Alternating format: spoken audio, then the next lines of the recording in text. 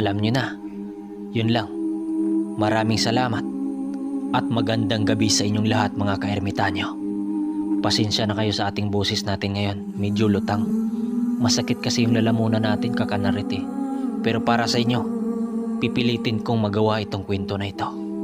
Yun lang. Maraming salamat at simula na natin. O nga pala Omar, kamusta na yung ina mo at si Manong Mundo? Tuluyan na ba silang gumaling? Tanong naman ni Nuli kay Omar nang siyang sinagot nito ng okay na si Inay Buddy. Nagawa na nga niyang magawa ang gawaing bahay. At si Itay naman, busy siya sa kanyang negosyo sa pagtutok sa manukan. Pero si Inay Buddy mukhang bibig nun kapag sa tuwing naalala niya ang sakit niya noon. Kayo ang laging binanggit. Maraming salamat talaga Buddy sa tulong niyo ni Manong Duming. Sagot naman ni Omar dito. Walang anuman Buddy. Mabuti tuluyan ang gumaling yung ina mo. Pero pakikamusta na lang sa pamilya mo pero asahan mo, dadayo kami ni Manong Duming doon kapag magkatagpo kaming muli. Sagot naman dito ni Nuli. Makakaasa ka Buddy. Pag-uwi ko ikwento ko kay Inay. Sagot naman dito ni Omar sa kanya habang nag-usap silang dalawa. Nang maubos na nila ang kanilang iniinom, nagpasya ang kaibigan niyang si Goyo na ilaban na nito ang dala-dala nitong tandang na kanina pa nitong hawak-hawak. Kaya naman pinili ng kaibigan ni Nuli na makinuod sa laban sa manok ni Goyo. Subalit nung alokin yun ni Nuli na siya ang magkakabit ng tari, tumanggi itong si Goyo at nagwika ng, "Huwag na par, kaya ko na to. Manood ka lang. Si Leroy na ang bahala dito." Kaya't wala na siyang nagawa, kundi hayaan yon. Habang nag-uusap silang dalawa ni Omar, pasimple naman niyang tiningnan ang ginawa nitong si Goyo sa pagkakabit ng tari ng kaibigan nitong si Leroy. At doon niya napagtanto na hindi rin pala basta-basta ang kaibigan niyang yun. Dahil nagtatangan din pala ng mga usal para sa laban ng mga manok na ilaban doon sa ruweda. May binuklat yun ng isang maliit na kulay itim na papel at animoy binabasa ang mga kataga dito. Maya-maya lang, umihip ito sa bunbuna ng manok, sabay tapik sa pakpak nito. Hindi siya nagpahalata na nakita niya ang ginawa ng kanyang kaibigan. Pagpasok ng kanyang kaibigan sa ruweda, kaagad na itong pumesto sa gitna. At doon napansin ni Nuli ang naging kalaban nito na sobrang laki ng agwat kumpara sa manok ni Goyo. Nang siyang ikinagulat ni Omar at napawika ito ng, "Buddy, ba't kumasa yung kaibigan mo sa manok na yan? Mukhang logi yata tayo niyan eh." Pag-alalang wika ni Omar doon kay Nuli. Pumusta kasi yun sa manok ni Goyo, kaya naman ganun na lang itong mag-alala. "Iyaan mo lang par, makikita mo mamaya kung ano ang mayayari." Sagot naman ni Nuli sa kanyang kaibigan. Ang taong nakakalaban ni Goyo ay taga-bayan pa yun. Kampanting binitawan ng kalaban ang manok nito dahil nga malaki ang sa kanila. Nang bibitawa na ng kanyang kaibigan ang manok nito, kaagad nang nagpakiramdaman ang dalawang manok. At doon nakita ni Nuli ang kakaibang nangyari sa laban. Nang magsangkaan kasi yun ng isang beses, animoy susugod ang kalaban na manok, subalit aatras ito kapag umakto namang aatake ang kay Goyo. Kung tingnan kasi ang laban, animoy manok at aso ang naglalaban. Panay kasi ang pag-uugtak ng manok sa kalaban na para bang hindi manok ang kaharap nito. Nang hindi na maatim ng taga-karyo ang pagtatakbo ng kalaban, binilangan na lang yun ng 3 tuka. Subalit nang mahawakan yun ng taga-karyo para pagharapin muli, umayaw na ang kalaban. Dahil nga bihagay ang sabong na yon, dala-dala ng kaibigan ni Goyo ang manok na buhay. Dahil nga nakaposta itong si Umar sa manok nila Goyo, maging ito ay nakatanggap ng panalo. Habang nilapitan nila Umar at Nuli si Goyo, pangisingisi naman yung nakipag-usap sa kanila. Normal lang naman sa mga sabungero ang tumawa kapag nananalo. Subalit nagtataka si Nuli nang ipaglapit ni Umar ang kanyang manok doon sa bihag nila Goyo, nakapagtatakang lumalaban yon doon sa manok nila Umar. Kaya naman napawi ka dito si Nuli ng, "Uy par, mukhang tumapang muli yung bihag nyo, tingnan mo." Wika ni Nuli sa kanyang kaibigan. Pero nung ilapit yon sa manok ni Goyo, nakasalukuyang tinatanggalan ng tari, umaayaw yon. Maniwala man kayo o hindi, pero nung makalas ni Goyo ang bulang sa manok nito, biglang lumaban muli ang kanilang bihag. Doon ang sang napansin ni Goyo. Pinaglaruan kasi ng kapatid ni Nuli na si Mayok ang manok nitong bihag. Sinabi ni Goyo sa kanila na baka nagkataon lang ang lahat. Subalit malinaw kay Nuli na meron ngang kakaibang lihim ang kaibigan niyang yon. Pero hindi yun napansin ni Umar dahil wala naman siyang alam sa mga ganong tangan. Pasimpleng lumapit si Nuli kay Goyo at pasimpleng nagwika ng, "Par, malakas talaga yung gamit mo Pwede bang malaman?" Wika niyang pabiro dito. Nang marinig yun ni Goyo, ngumisi lang naman itong sumagot ng, "Ano ka ba par? Para yun lang Nagtataka ka na. Tara, lalapit tayo doon sa tapatan. Ilalaban kong muli itong manok ko." Wika nito sa kanya nang sumabat ang kaibigan ni Goyo na si Leroy. Nang, "Oo nga paring Nuli, bakit ni mo rin ilaban mo yung si puti mo?" Nang marinig yun ni Nuli, sinabi niya dito na mamaya na. At naghanap na nga sila ng makakalaban sa manok ni Goyo. Nang may lumapit sa kanilang pangkat ng grupo ng mga matatandang may hawak na manok. Nasa 5 ang bilang ng grupong yon. Nasa tansya ni Nuli, nag-edad ang iba doon ng 50 anyos at 70 anyos. Makikita mo sa pormahan ng mga matatanda na yon na pangkaraniwan lang. Nakasuot ng lumang polo na sa palagay nila ay nanggaling yun sa bundok. Paglapit ng mga ito sa kanila Nuli at Goyo, pinuntarya nito si Goyo na para bang yun ang pakay ng mga matatanda. "Di ba ikaw yung nanalo kanina sa ruweda? Batid kong ilalaban yung muli yung manok nyo. Wala kasi yung sugat, di ba? Baka may natipuhan kang labanan sa mga manok namin." Sabay lapag ng mga kasama nito sa mga hawak na mga manok. Nang makita ni Goyo ang mga manok nito, kaagad namang nakapili ang kaibigan niya para doon ay kakasahan. Pangkaraniwan na panabong lang ang mga manok ng matatanda na dala-dala nito. Kaya't ang iba doon, kinasahan ng mga taga-bayan. Sa sabungan kasi, mas piniling lalabanan ng taga-bayan ang mga Bisayang manok. Dahil ang sabi-sabi, hindi raw yun pumalo ng todo at hindi makipagdikdikan sa harapan. Yun nga, kinasahan yun ni Goyo nang siyang ginawa nitong pagkakamali. Dahil ang nakaharap pala nila, mga bihasang antingero pala ang pangkat na nilabanan ni Goyo. Kadalasan sa mga malalakas na antingero, bihasa din yun sa pangkontra ng bertud at mga mutya kapag hindi ito nakabalot sa isang sabulag na usal sa kanan. Nagtataka rin sila kung bakit sinabi ng mga ito na maliitan lang daw ang pusta sa kabila ng maraming mga big time ang dumalo sa sabungan na yon. Kahit ganon pa man, pumayag pa rin itong si Goyo na kasahan ang kalaban.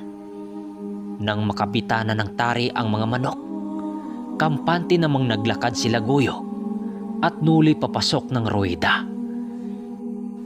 Piniling sumama ni Nuli sa kaibigan niyang yon upang harap-harapan niyang masaksihan ang mangyayari doon. At doon na nga nila nasilayan sa loob ang dalawang matanda na nag-aantay sa kanila.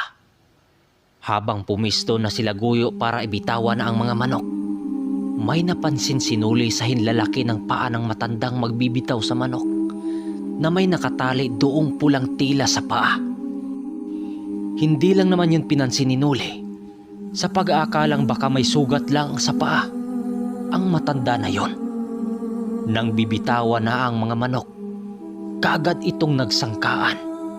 Maiging pinagmasdan ni Noli ang mangyayari sa dalawang manok. Nang makita niyang maghagis ng kapirasong uling, sa gitna ng ruwida ang kasama ng matandang nagbibitaw. Maniwala man kayo o sa hindi, nang inihagis ng matanda ang uling sa naglalaban na manok, biglang sumibat ng takbo ang manok ni Guyo. Papalabas ng ruwida. Lumusot yun sa ruwida. Papalapas kaya't ang nangyari, nagkagulo ang mga tao sa labas. May tari kasi ang manok na yon. Nang makita yon ni Guyo, kaagad niyang sinipa ang uling sabay labas ng sabungan at hinabol ang kanyang manok na lumabas ng sabungan na yon. Kinuha ng matanda ang manok nito at lumabas ng sabungan. Takang-taka si Noli pati si Umar sa ginawa ng matanda. At isa lang ang hinala ni Noli na nakontra ang tanga na karga ni Guyo. Ang ibang mga tao doon nagtawanan dahil sa nangyari. Subalit ang iba naman nagulantang sa takot sa nagaganap. Biglang nawala ang grupo ng mga antingirong matatanda at hindi nila alam kung saan yun nagtungo. Buddy, saan kayo nagtungo yung mga pangkat ng matatanda? Bigla lang naglaho Wika pa sa kanya ni Umar. Di ko alam, buddy. Pero baka andito lang yon sa paligid. Sagot niya rito. Ang dami kasing tao sa sabungan na yon. Dahil sa tapat mismo ng sabungan, merong nagpalaro ng balibol na panlalaki. Kung pamilyar kayo sa paligan ng probinsya, makikita nyo yung palaro na yan. Balibol yan. Ang mga taga-bundok mga dyan, yung walang perang pampusta, mga buhay na hayop ang ipupusta nila doon. Kagaya ng manok, biik, batang kambing. Basta napakasya talaga ng fiesta sa lugar nila Noli. Sa panahon kasi na yon, hindi pa kasi nauuso ang gadgets kagaya ngayon. At hindi lang sabong ang ginaganap. Merong baraha na kung tawagin sa Bisaya ay rifa, karakros o hantak.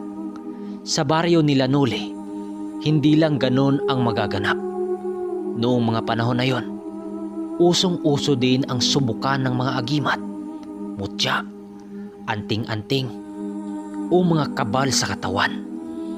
Magamat malakas pa ang sultada ng tanghaling tapat, nag-aya itong si Umar na pwede bang tumingin siya sa mga manok ni Noli na binigay niya noon. Kung kaya't dinaanan nila si Mayok na kapatid ni Noli doon sa pwesto nitong binabantayan kanina. Habang naglalakad silang apat sa baryo, papauwi sa bahay ni Noli, nasipat niya ang kanilang bahay na maraming mga taong nag-iinuman doon.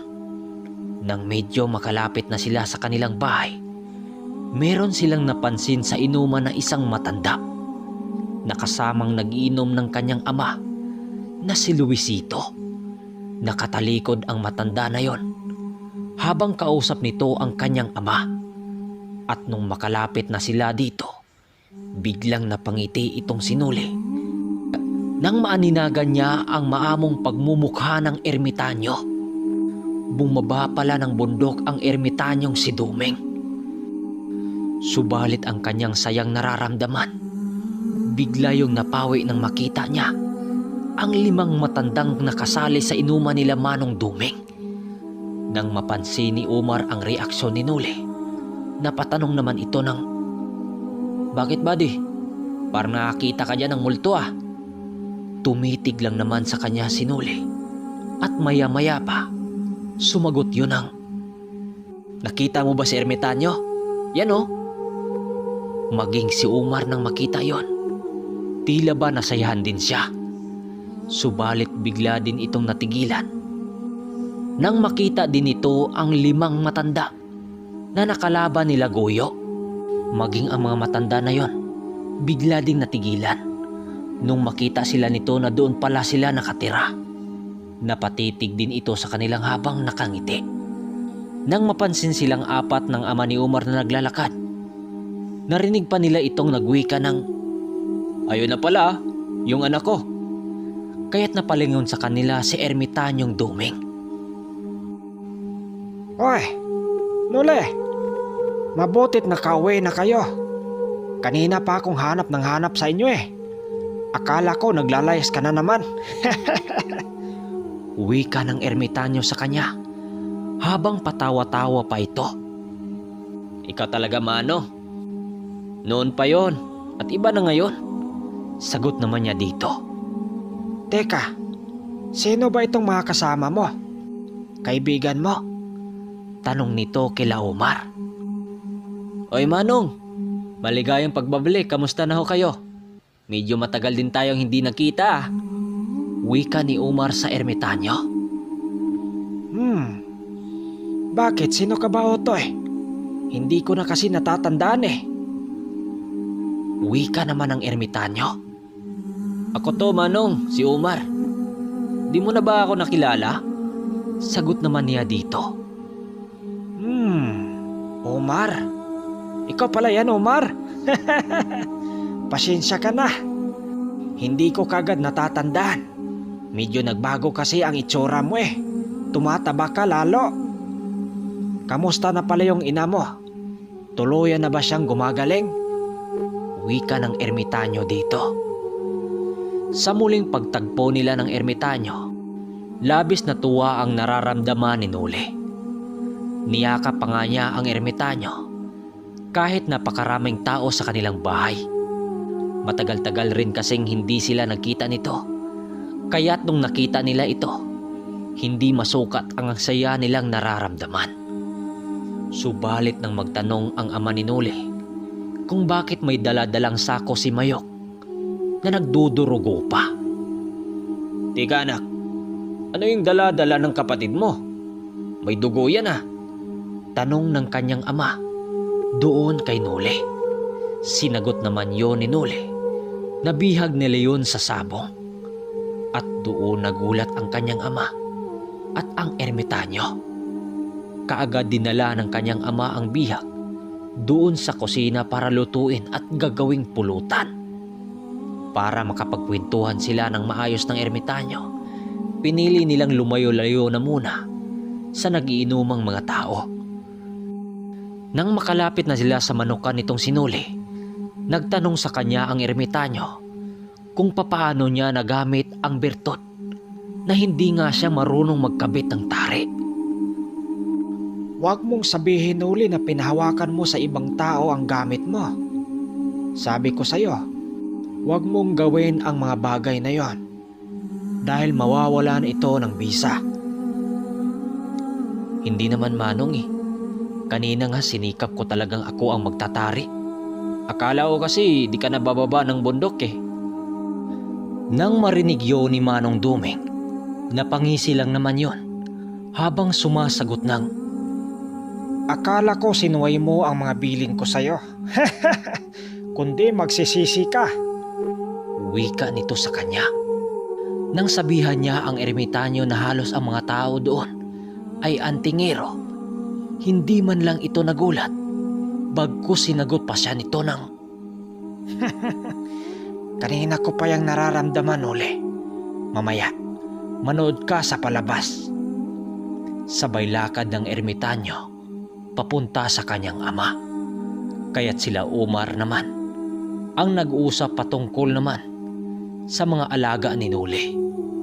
Tuwang-tuwa naman si Umar kay Nole dahil nagawa niyang maparami ang binigay niyang mga manok noon. Makalipas ang ilang minuto, tinawag sila ng ama ni Nole na luto na raw ang bihag na manok. Kaya't lumapit na sila kay Manong Duming. At doon namangha itong si Omar sa mga bisita nila Noli. Nang magkaroon ng tagisan ng agimat o mga karga sa katawan, ang iba dito nagpakita na ng mga medalyon o kwintas. Medyo nakainom na kasi ang mga tao doon, kaya't ang iba dito naghamo na ng subukan ng karga sa kapwa nila antingero. Subalit sa lahat ng mga antingerong naroroon, hindi nila alam na may kasama silang ermitanyo. At dito magimbal ang lahat ng mga antingero doon sa lugar nila Noli nang malasing itong si Ermitanyong Duming at sumali sa tagisan ng karga. At doon namangha itong si Umar sa mga bisita nila Noli nang magkaroon ng tagisan ng agimat o mga karga sa katawan. Ang iba dito nagpakita na ng mga medalyon, kwintas na may naglalaman ng mga Subalit sa lahat ng mga antingerong naroroon, hindi nila alam na may kasama pala silang isang ermitanyo. At dito nagimbal ang lahat ng mga antingero doon sa lugar nila Noli nang malasing itong si Ermitanyong Duming at sumali sa tagisan ng karga.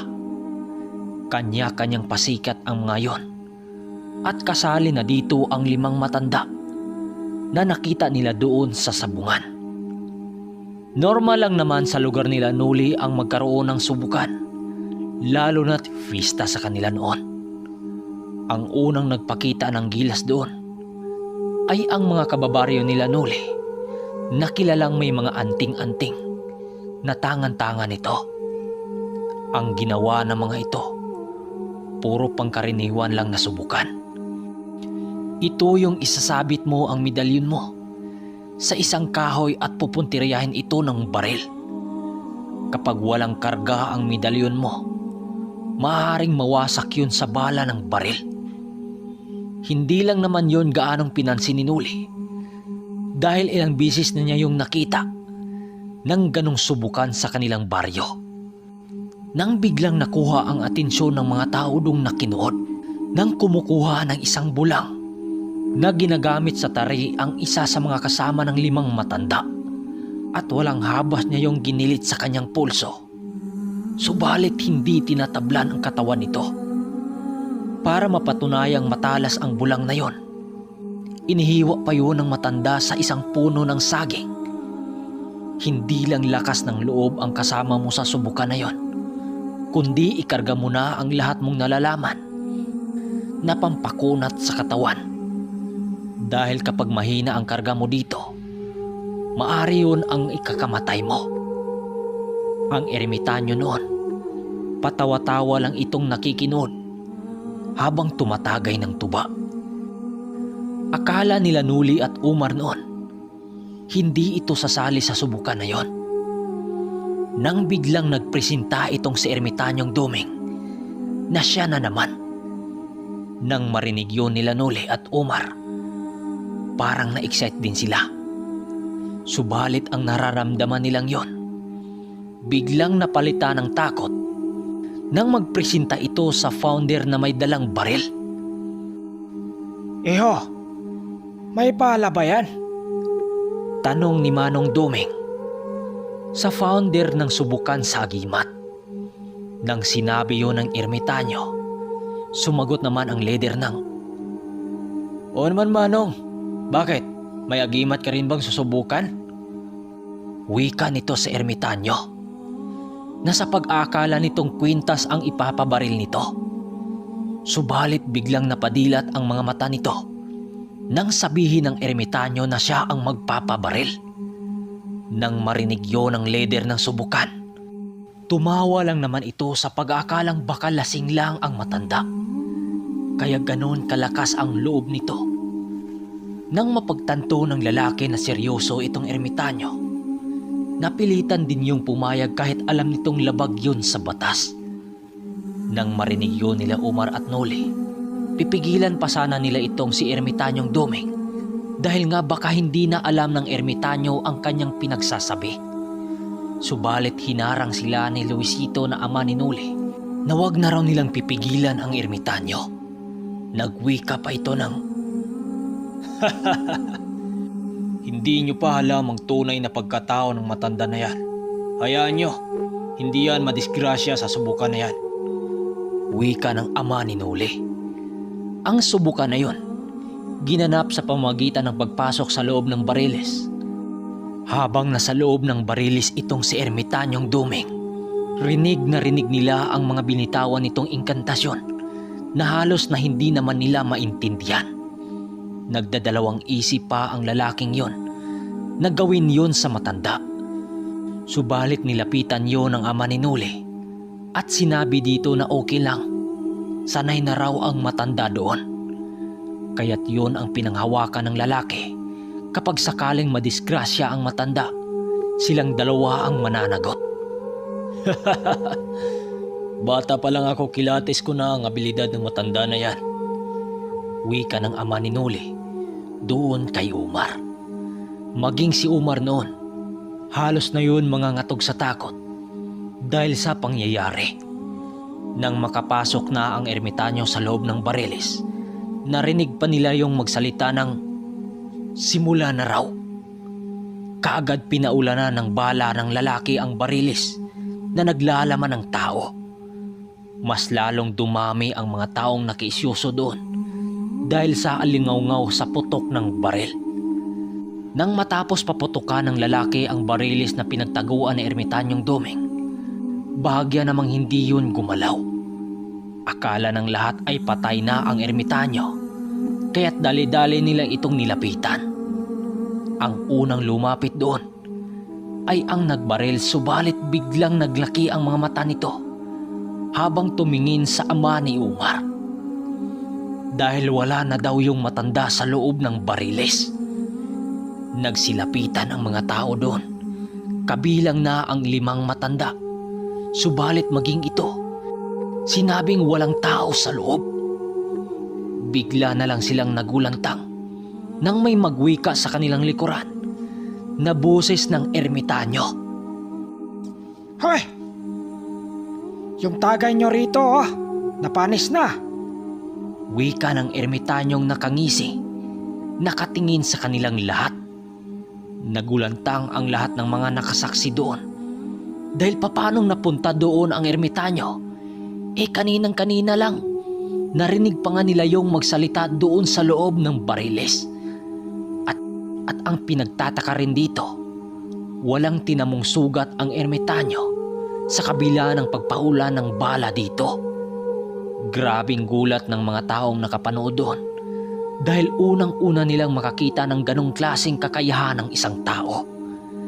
Ganon katindi ang subukan ang ginawa ng ermitanyo. Nang masaksihan yon ng 5 matanda, bigla na lang yung nagpaalam na sila'y aalis na. Kaya ang nangyari tuloy, maraming mga antingirong nagipaglapit dito sa ermitanyo. Subalit ang pagtatanghal na yon, nang siyang dahilan para subukan ang ermitanyo sa mga nilalang na panig ng kaliwa. Ayon pa kay Manong Duming, akala kasi ng mga nilalang nakakilala sa kanya ay isa lang siyang simpleng antingirong nagkaroon ng ganong abilidad. Dahil itinago ng ermitanyo sa kanyang katawan ang nag-uumapaw nitong presensya sa katawan upang hindi maramdaman ng mga nilalang ang kanyang katawan na punong-puno ng mga kapangyarihan na namana pa niya sa kanyang maestro na isa ding ermitanyo. Hanggang sa unting-unti nang nawala ang ibang mga tao doon dahil sasapit na rin ang gabi. Bago umuwi si Umar na kaibigan ni Noli, marami itong baon-baon na kwento dahil sa naganap ng araw na yon. Sinabihan din nila Noli si Umar na kapag magkaroon sila ng oras, bababa sila ng bayan kasama ang ermitanyo. Lumipas ang araw na yon. Naging masaya naman ang pamilya nitong si Noli. Bukod kasi sa panalo niyang nakamta noong araw na yon, meron na ding dumayo sa kanyang mumunting manukan para bumili doon ng materyales. Hindi naman niya pinagdadamutan ang mga yon dahil talagang nagpupumilit yung bumili sa kanya. Naging usap-usapan kasi sa kanilang baryo ang unti-unting paglaganap ng kanyang pangalan sa mga taong kapareho niya ng hilig. Nakisyo daw magagaling ang nahawakan niyang lahi ng manok at yun ang akala sa mga taong nakakilala sa kanya. Kinabukasan, nagtataka siya kung bakit may kalabaw na malapit sa kanilang bahay na malapit din sa kanyang kalabaw na nabili. Nang makita niya yon, kaagad siyang nagtanong sa kanyang ama ng, "Tay, kaninong kalabaw yung katabi sa kalabaw natin?" Wika ni Nuli sa kanyang ama nang siyang sinagot naman ito ng, "Kay Manong Duming yan, anak. Dito na raw muna siya manirahan ng ilang buwan." Wika ng kanyang ama nang siyang labis naman niyang ikinasaya. Kaya't kaagad niyang pinuntahan si Manong Duming sa kanyang manukan habang paduyan-duyan ito sa ilalim ng puno ng langka. Nang makalapit na siya dito, kaagad silang nag-usap ni Manong Duming. Marami silang tinalakay noon patungkol sa ginawa nito sa subukan ng kargahan noong nagdaang araw. Makalipas ang araw na yon, halos wala namang kakaibang nangyari hanggang sa dumating ang isang gabi na nakaramdam ang ermitanyo ng mga nilalang sa paligid habang sila'y nagpapahinga sa kubong ginawa ni Nuli. Ang bahay kasi nila Nuli, gawa kasi sa semento ang papag nito, kaya't ayaw matulog ni Manong Duming doon. Minabuting doon matulog ang ermitanyo sa kubo, kung kaya't doon na rin siya matulog, katabi si Nuli. Dahil mas masaya kung ito ang kanyang makasama, dahil lagi siyang pinagkwentuhan ng ermitanyo patungkol sa mga hiwagang bagay na hindi pa nalalaman ng mga ordinaryong tao. Baka isipin yung bakla itong si Nuli, ha? Biro lang. Isang hating gabi, nakarinig sila ng isang garalgal na huni na para bang huni yun ng isang baboy na inuubo.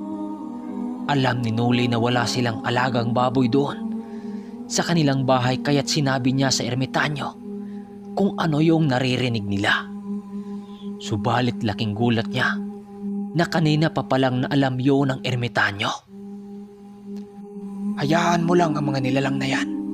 Hindi naman yan makakalapit sa atin. Wika nito sa kanya at muli siyang nakatulog. Nang makarinig na naman sila ng huni ng baboy at sa pagkakataon na ito, napawika ang ermitanyo ng, "Huwag niyo kong subukan, demonyo. Alam ko kung saan kayo nakatira." Nang sinabi yun ni Manong Duming, biglang nawala yung huni ng baboy. "Bakit, Manong?" tanong niya rito. Subalit sinagot siya nito ng, "Wala yon. Matulog na tayo." Kinabukasan, habang kumakain sila ng tanghalian, nakasipat sila ng dalawang lalaking nakasakay ng kabayo. Alam ni Nuli na sa kanila ito tutungo dahil sa kanila nakarumbo ang takbo ng kabayo nitong dala. Nang paglapit ng mga lalaking yun sa kanila, kaagad naman nila yung namukhaan. At si Umar pala at ang kasama nitong isang tauhan. "Oy, buddy! Napadalo ka sa aming lugar, ah. Kain tayo." Bungad na wika ni Nuli rito. Dahil nga nalasing ang ama niya nung fiesta, ngayon lang niya na ipakilala itong si Umar sa kanyang pamilya. "Ikaw pala ang nagngangalang Umar. Aba, masaya kaming makilala ka, iho. Muupo kayo. Saluhan mo kami sa aming tanghalian." Wika ng kanyang ama doon sa kanyang kaibigan. "Umar, kumain ka ba ng nilagang mais?" tanong ni Manong Duming doon kay Umar. "O naman, Manong. Ayan pa, paborito ko yan sa amin eh." Wika naman dito ni Umar. Habang kumakain sila sa oras na yon, masaya naman itong si Nuli dahil hindi niya akalaing dinalan siya ni Umar ng 6 na inahing manok na nakasilid sa isa-isang bayong. "Buddy, baka naman hindi alam ni Manong Mundo na nagdala ka ng mga manok dito. Baka magalit yon." Wika niya dito. Nang marinig yun ni Umar, Tumawa lang naman yung habang sumasagot ng, "Huwag kang mag-alala, buddy. Si Tay nga namimili niyan para daw idagdag sa materialis mo." At doon napagtanto ng ama ni Noli na talagang napakabait ng pamilya na sinasabi ni Noli. Matapos noon, habang nasa ilalim sila ng punong mangga at nag-usap sila Manong Duming at Omar, nabanggit nito na kinabukasan na yon, mayroong malaking pasabong na malapit sa bayan nila Omar. Nang marinig yun nila Noli, kaagad niyang tinanong si Manong Duming kung sasama ba ito sa lugar ng kanyang kaibigan na si Omar. Pumayag naman si Manong Duming dahil ayon sa kanya, mangumusta din siya sa pamilya nitong si Omar. Kung kaya't pasekreto niyang kinausap si Manong Duming kung dadalhin ba nila ang kanilang gamit. Sa tingin mo, Noli, mananalo ka ba kung iiwan natin ang sinasandalan mo? Wika nito sa kanya. Wala namang problema sa mga magulang ni Noli na sila'y alis dahil medyo marami din namang mga kapatid itong si Noli. Nagkataon kasing araw yon ng Biyernes kaya wala itong pasok kinabukasan. Pinaubaya na niya muna kay Mayok ang kanyang mga alaga dahil abutin sila doon ng 2 araw sa bayan. Nang sumapit ang kinahaponan nun, angkas-angkas silang 2 sa mga kabayon dala nitong si Omar. Dala-dala nitong si Noli ang 3 niyang tandang pababa ng bundok upang muling lumaban doon sa nasabing sabungan sa bayan. At si Manong Duming naman ang nagdadala sa kanilang sinasandala na gamit.